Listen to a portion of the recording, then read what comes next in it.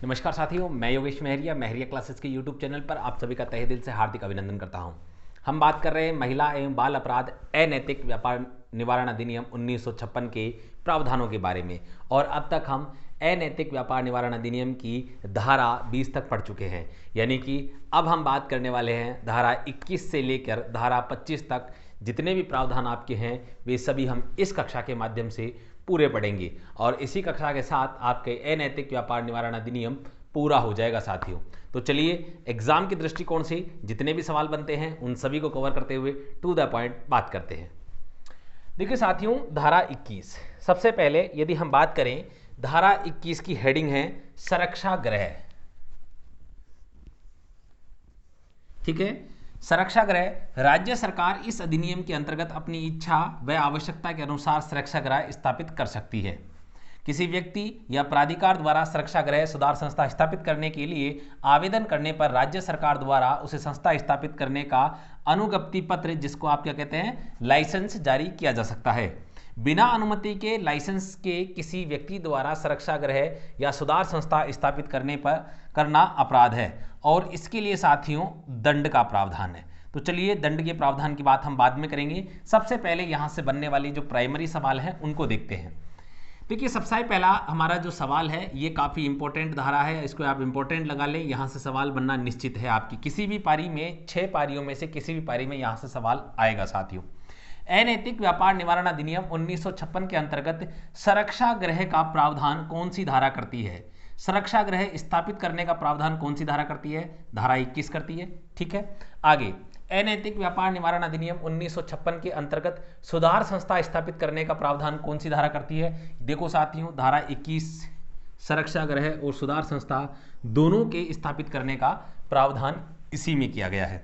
ठीक है, देखिए आगे सुरक्षा गृह या सुधार संस्था की स्थापना कौन कर सकता है? तो आपके सामने काफ़ी सारे ऑप्शंस होंगे।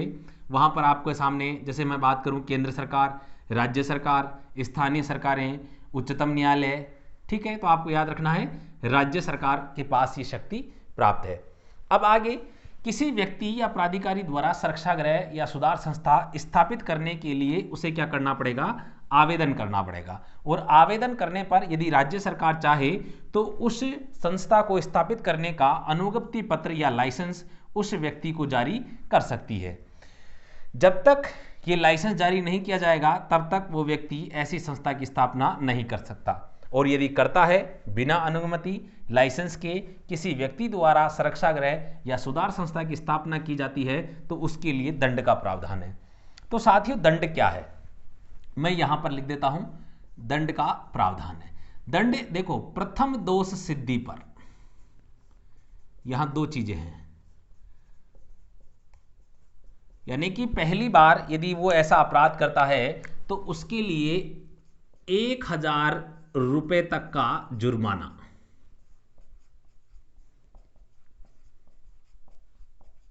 इससे उसे दंडित किया जाएगा। आगे हम बात करें यदि द्वितीय दोष सिद्धि पर, यानी कि यदि उस व्यक्ति द्वारा दूसरी बार ऐसा अपराध पुनः किया गया तो, या उस अपराध की पुनरावृत्ति हुई, कितनी भी बार हो सकता है, दूसरी बार तीसरी बार जब भी हो, तो उसको 1 वर्ष तक का कारावास, 1 वर्ष तक का कारावास और प्लस में साथियों मैं यहां आपको बता दूं 2000 रुपए तक का जो है जुर्माना। आप इसको कॉपी में जो है आपके नोट्स में नीचे की तरफ लिख लीजिएगा। ठीक है, यहां पर्याप्त स्पेस नहीं था, दोनों नहीं आते इसलिए मैंने ऊपर लिख दिया। चलिए अब हम बात करते हैं।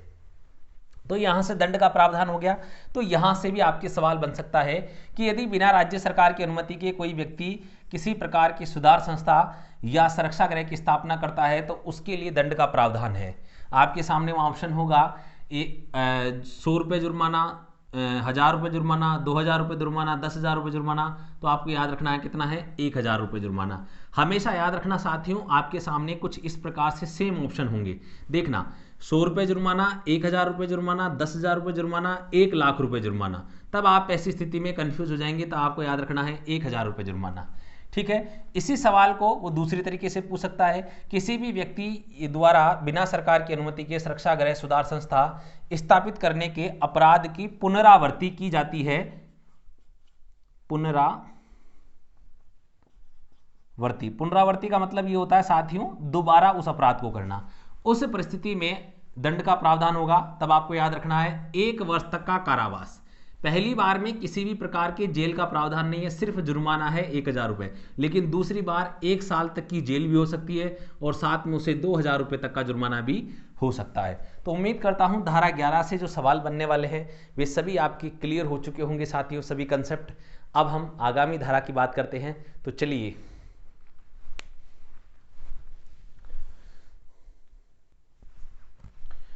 तो साथियों धारा 21 के प्रावधान करती है अभिलेखों का पेश किया जाना। कौन से अभिलेख? धारा 21 के तहत स्थापित सुरक्षागृह या हम बात करें सुधार संस्था के संबंध में जो भी दस्तावेज हैं, जो भी अभिलेख है, न्यायालय द्वारा अपेक्षा किए जाने पर न्यायालय में प्रस्तुत किए जाएंगे या पेश किए जाएंगे। तो चलिए इसका जो सवाल बनता है थोड़ा वो देख लेते हैं। सबसे पहले तो आप इसको एक बार रीड आउट कर लें। धारा 21 के प्रावधान करती है अभिलेखों का पेश किया जाना। ठीक है, तो यहां पर आपको याद रखना है न्यायालय में अभिलेखों का पेश किया जाना। न्यायालय में अभिलेखों का पेश किया जाना। तो यहां से सवाल, पूरा सवाल क्या बनेगा? यही बनेगा, अनैतिक व्यापार निवारण अधिनियम 1956 के अंतर्गत न्यायालय में अभिलेखों को पेश किए जाने का प्रावधान कौन सी धारा करती है? धारा 21 क। या सवाल रिवर्स में, जैसा मैंने आपको बताया, दोनों या तो इस तरीके से या इस तरीके से। उल्टा कैसे बनेगा? अभी हमने उल्टे की बात की, अब सीधा कैसे बनेगा? सीधा ऐसे बनेगा, अनैतिक व्यापार निवारण अधिनियम 1956 की धारा 21 क का संबंध है। आपके सामने 4 ऑप्शन होंगे, सुरक्षा गृह की स्थापना करना, हम सुधार संस्था की स्थापना करना, अभिलेखों का पेश किया जाना, न्यायालय का विचारण, ठीक है, या अन्य कोई ऑप्शन हो सकते हैं। तो आपको वहां पर विशेष तौर से याद रखना है कि धारा 21 के का संबंध न्यायालय में अभिलेखों का पेश किए जाने से है साथियों। अब कौन पेश करेगा? प्रत्येक व्यक्ति या प्राधिकारी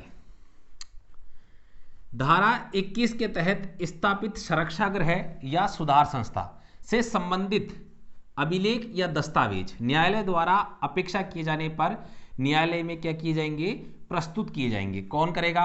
जो भी व्यक्ति उस संस्था के प्राधिकार के लिए उत्तरदायित्व है, जिसके द्वारा उसकी स्थापना की गई है, या जो उसकी सुरक्षा कर रहा है, कर रहा है, देखभाल कर रहा है, उसके द्वारा ये प्रस्तुत किया जाएगा। तो यहां से सीधा सा सवाल बनता है, ज्यादा अधिक कुछ भी नहीं है। ठीक है, चलिए अब हम बात कर लेते हैं यहीं पे धारा 22। धारा 22 करती है विचारण। हम इसको यूं भी कह सकते हैं, न्यायालय द्वारा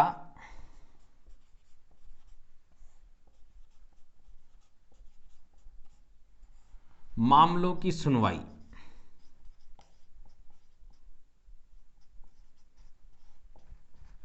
अब देखिए धारा 22 क्या प्रावधान करती है? धारा 22 प्रावधान करती है, धारा 3, 4, 5, 6, 7, 3, 4, 5, 6, 7, 8 के अधीन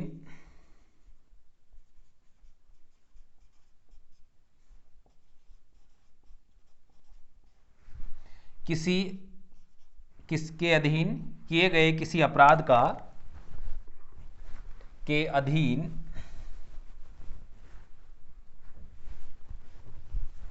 किए गए किसी अपराध का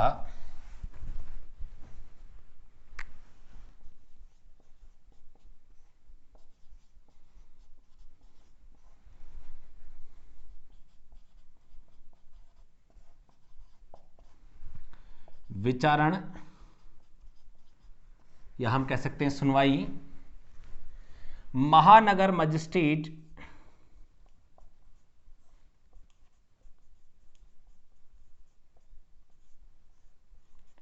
या प्रथम वर्ग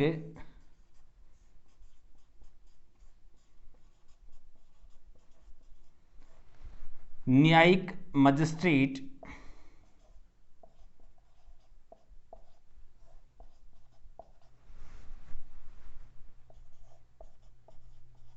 अवर कोई न्यायालय नहीं करेगा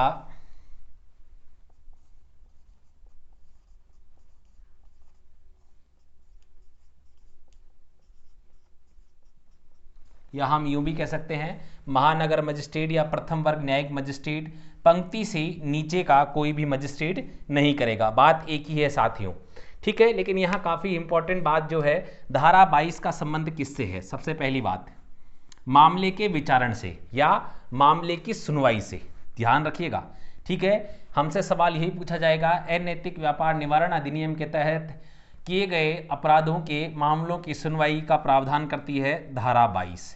कौन कौन सी धाराएं 22? अब देखो अगला सवाल क्या बनेगा, अनैतिक व्यापार निवारण अधिनियम 1956 के तहत कौन कौन सी धाराओं के अधीन किए गए अपराध की सुनवाई की जाएगी? 3 से लेकर 8 तक की ये जो टोटल धाराएं हैं, इन सभी के अधीन यदि कोई भी अपराध घटित होता है, कोई भी अपराध कारित किया जाता है, तो उस अपराध के लिए मामले की सुनवाई केवल महानगर मजिस्ट्रेट या प्रथम वर्ग न्यायिक मजिस्ट्रेट के द्वारा ही की जाएगी, ठीक है। अब यहां से इसी प्रकार का अगला सवाल पूछा जाएगा, अनैतिक व्यापार निवारण अधिनियम 1956 के अंतर्गत धारा 22 के संबंध में सुनवाई करने का अधिकार कौन रखता है? ध्यान रखिएगा, महानगर मजिस्ट्रेट, ठीक है। इसके बाद में नीचे मुंसिफ मजिस्ट्रेट, अवर मजिस्ट्रेट, उपरोक्त सभी महानगर मजिस्ट्रेट। और वहां पे ऑप्शन चेंज करके आपके सामने दोनों भी दे देगा, महानगर मजिस्ट्रेट, प्रथम वर्ग न्यायिक मजिस्ट्रेट, अवर मजिस्ट्रेट, मुंसिफ मजिस्ट्रेट, और फिर आपके सामने 4 ऑप्शन होंगे, ए केवल बी। तो इस प्रकार से याद रखना है ये दोनों। देखो साथियों, अब तक हमने जितने भी एक्ट पढ़े हैं, अधिकांश में आपके सामने इन्हीं दोनों का बार बार नाम आ रहा है, महानगर मजिस्ट्रेट और प्रथम वर्ग न्यायिक मजिस्ट्रेट, तो आपको वैसे ही याद हो जाएगा। मेरा प्रयास है कि आपको कक्षा में ही किस प्रकार के सवाल आने वाले हैं, इनके बारे में पढ़ते वक्त ही आपको रूबरू करवा दिया जाए। साथ में आप इनको अलग से एक नोटबुक में नोट कर सकते हैं सवालों को, जिससे आपको एग्जाम में आने वाले सवाल हुबहू ऐसे कैसे आपको मिलने की प्रबल संभावना है साथियों। चलिए अगली धारा की तरफ चलते हैं और बात करते हैं। अब बात करते हैं धारा 22 क,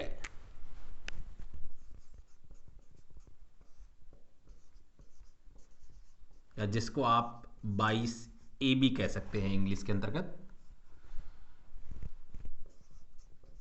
राज्य सरकार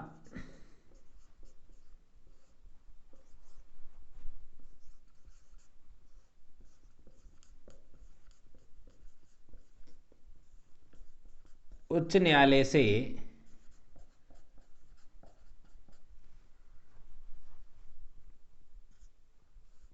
परामर्श करने के पश्चात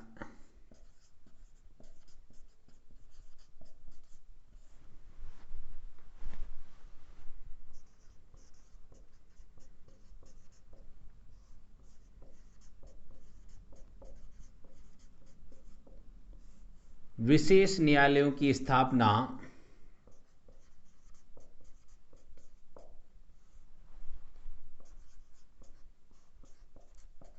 कर सकती है। ठीक है साथियों, तो आपसे सीधा सा जो सवाल पूछा जाएगा वो यही पूछा जाएगा कि धारा 22 के या धारा 22A का संबंध किससे है? तो आपको याद रखना है विशेष न्यायालयों की स्थापना से। पहली बात तो आपको ये याद रखनी है, किससे है? विशेष न्यायालयों की स्थापना से।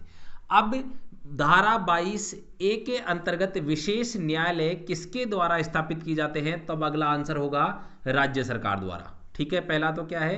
विशेष न्यायालयों की स्थापना से, और दूसरा क्या है? राज्य सरकार द्वारा। ठीक है, अगला सवाल बनेगा अनैतिक व्यापार निवारण अधिनियम 1956 के अंतर्गत धारा 22 के अनुसार विशेष न्यायालयों की स्थापना राज्य सरकार करती है। उच्चतम न्यायालय की सिफारिश पर, उच्च न्यायालय की सिफारिश पर, जिला न्यायालय की सिफारिश पर, राज्यपाल की सिफारिश पर। तब आपको याद रखना है राज्यपाल की परामर्श पर, माफ कीजिएगा सिफारिश नहीं, परामर्श पर। ठीक है, सलाह ली जाएगी ठीक है, चलिए अगली धारा क्या प्रावधान करती है? अगली धारा है धारा 22 कै या जिसको आप 22 भी आप इसको कह सकते हैं। ये प्रावधान करती है केंद्र सरकार द्वारा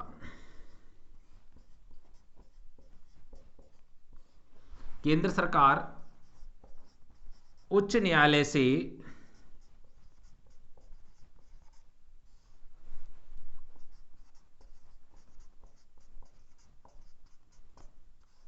परामर्श करने के पश्चात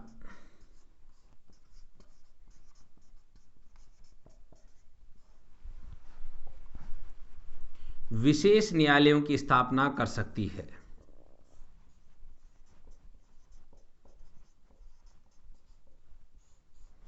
विशेष न्यायालयों की स्थापना कर सकती है।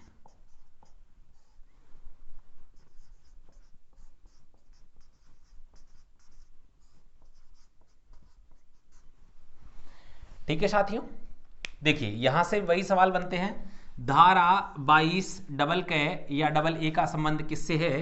विशेष न्यायालयों की स्थापना से है। Primary answer. सेकेंडरी आंसर, विशेष न्यायालयों की स्थापना धारा 22 के अंतर्गत किसके द्वारा की जाती है? केंद्र सरकार के द्वारा। याद रखना 1 होगा या 1A होगा तब तो राज्य सरकार, और धारा 22 के साथ AA या AA होगा, ऐसी स्थिति में केंद्र सरकार द्वारा। और केंद्र सरकार द्वारा भी उच्च न्यायालय से ही सिफारिश ली जाएगी, हम कहें वहां पर परामर्श ली जाएगी, ना कि उच्चतम न्यायालय। आपको विशेष तौर से याद रखना है, यहां पर भी आपका जो उच्च न्यायालय जिसको आप इंग्लिश में हाई कोर्ट कहते हैं उससे ही परामर्श ली जाएगी, और यहां पर भी जिसे आप हाई कोर्ट कहते हैं उससे ही परामर्श ली जाएगी साथियों। यानी कि दोनों से परामर्श करने के बाद में इस एक्ट के अधीन सुनवाई करने के लिए विशेष न्यायालयों की स्थापना राज्य सरकार और केंद्र सरकार कर सकती है। ठीक है, अब आगे हम बात करते हैं धारा 22 के बारे में।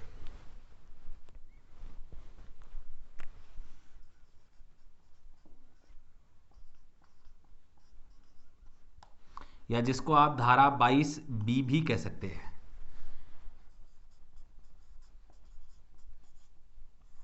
मामलों का संक्षिप्त विचारण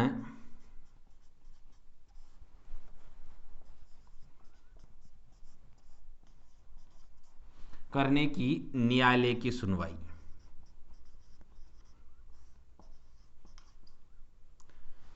न्यायालय की शक्ति। ठीक है, मामलों का संक्षिप्त विचारण करने की न्यायालय की शक्ति। देखिए किसी भी मामले को हम बात करें संक्षिप्त रूप में उसकी सुनवाई करके उस पर फैसला दिया जा सकता है। ऐसा वह न्यायालय कर सकते हैं जिनको राज्य सरकार द्वारा ऐसा करने के लिए प्राधिकृत किया जाएगा। उन न्यायालयों को ऐसा करने की शक्तियां प्रदान की जाएंगी साथियों।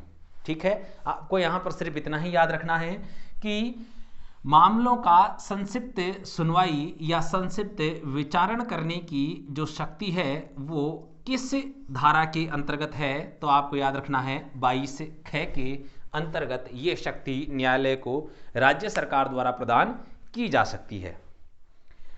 अब देखिए साथियों, आगे हम बात करते हैं धारा 23 के बारे में।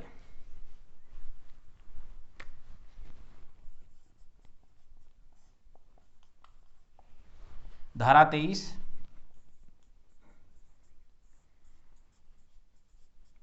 राज्य सरकार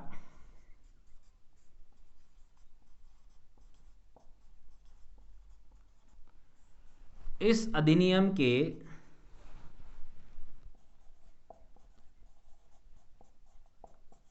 प्रावधानों या उपबंधों को कार्यान्वित करने के लिए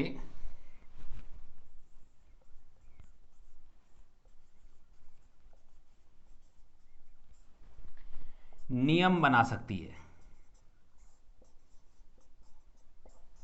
ठीक है, तो चलिए सीधा सा आपका सवाल यहां से बनेगा सीधा, अनैतिक व्यापार निवारण के अधिनियम के प्रावधानों को प्रभावी या कार्यान्वित करने के लिए राज्य सरकार किस धारा के अंतर्गत नियम बना सकती है? धारा 23 के अंतर्गत। या दूसरा सवाल इसी प्रकार से बनेगा, अनैतिक व्यापार निवारण अधिनियम 1956 के प्रावधानों को कार्यान्वित करने के लिए नियम बना सकती है राज्य सरकार, केंद्र सरकार, अन्य कोई सरकार। तो आपको याद रखना है धारा 23 के अंतर्गत ये शक्ति राज्य सरकार को प्रदान की गई है साथियों। उम्मीद करता हूं यहां तक आपके सभी कंसेप्ट क्लियर हो गए होंगे और आपके एग्जाम में जितने भी सवाल बनने वाले हैं वे सभी भी यहां तक के क्लियर हो चुके हैं साथियों। चलिए अब हम आगे बात करते हैं अगली धाराओं के बारे में।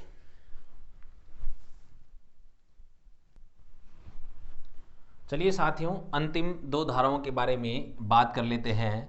धारा 24 अनैतिक व्यापार निवारण अधिनियम का अन्य अधिनियमों का अल्पीकरण न होना, और धारा 25 प्रावधान करती है निरसन और व्यावृत्तियां, यानी कि अनैतिक व्यापार निवारण अधिनियम 1956 जिस 1956 के प्रवत होने की तिथि तारीख से राज्यों में लागू इस प्रकार के सभी अधिनियम निरसित हो जाएंगे। ठीक है, इस प्रकार के सभी कानून निरसित हो जाएंगे। क्या कहता है देखिए समझिए। धारा 24 प्रावधान करती है अनैतिक व्यापार निवारण अधिनियम का, अनैतिक व्यापार निवारण अधिनियम का, दोनों को अलग अलग पढ़ना है। अन्य अधिनियमों का अल्पीकरण न होना। देखो साथियों, यानी कि किसी अन्य अधिनियम का कोई भी प्रावधान, यहां पर हम बात करें अनैतिक व्यापार निवारण अधिनियम के किसी भी प्रावधान का कोई अल्पीकरण नहीं करेगा, यानी कि विपरीत प्रभाव नहीं डालेगा। चलिए आगे हम बात करते हैं धारा 25 निरसन और व्यावृत्तियां। निरसन का मतलब होता है समाप्त। ठीक है, देखिए अनैतिक व्यापार निवारण अधिनियम 1956 के प्रवत होने की तारीख से तिथि से राज्यों में लागू इस प्रकार के सभी कानून निरसित हो जाएंगे, अर्थात समाप्त हो जाएंगे। तो क्या होगा, उन सब के स्थान पर अनैतिक व्यापार निवारण अधिनियम 1956 के प्रावधान लागू होंगे साथियों।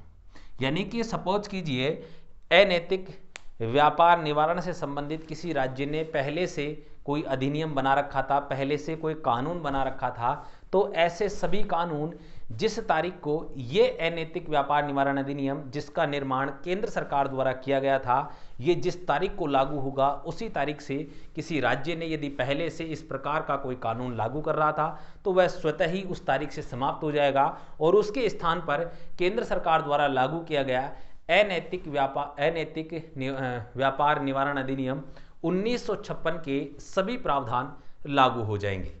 तो उम्मीद करता हूं साथियों यहां तक का आपको जितनी भी कक्षाएं थी आपको अच्छा, इसमें एक और प्रावधान है, याद रखिएगा। यानी कि पहले जो कानून लागू था उससे संबंधित जितने भी अभिलेख थे, याद रखिएगा, जितने भी अभिलेख थे, जितने भी दस्तावेज थे, उन सभी को सुरक्षित रखा जाएगा।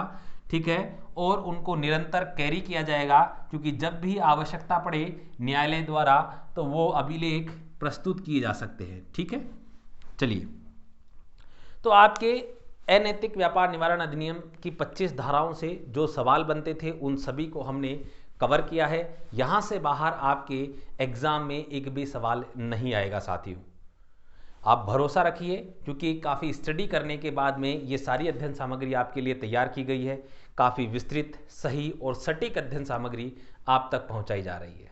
और देखिएगा जब आपका एग्ज़ाम होगा तो आपको हूबहू प्रश्न देखने को मिलेंगे। तो चलिए इसी के साथ मैं आज की कक्षा का समापन करता हूं। साथ में मेरे नए मित्रों से निवेदन है, यदि आप भी हमारे YouTube चैनल पर नए हैं तो आप हमारे YouTube चैनल को सब्सक्राइब कर लें तथा साथ में बेल आइकन को ऑल पे प्रेस कर लें, जिससे हमारे द्वारा जितनी भी कक्षाएं अपलोड की जा रही हैं उन सभी के नोटिफिकेशन की जानकारी आपको तुरंत प्रभाव से प्राप्त हो सके। साथ में आपको यदि हमारा अध्ययन सामग्री और कंटेंट पसंद आ रहा है साथियों तो वीडियो को लाइक करें और साथ में कमेंट जरूर करें और अपने दोस्तों को शेयर करना ना भूलें। चलिए इसी के साथ आज की कक्षा के समापन करते हैं और आप सभी से विदा लेता हूं। जय हिंद, जय भारत मेरे साथियों।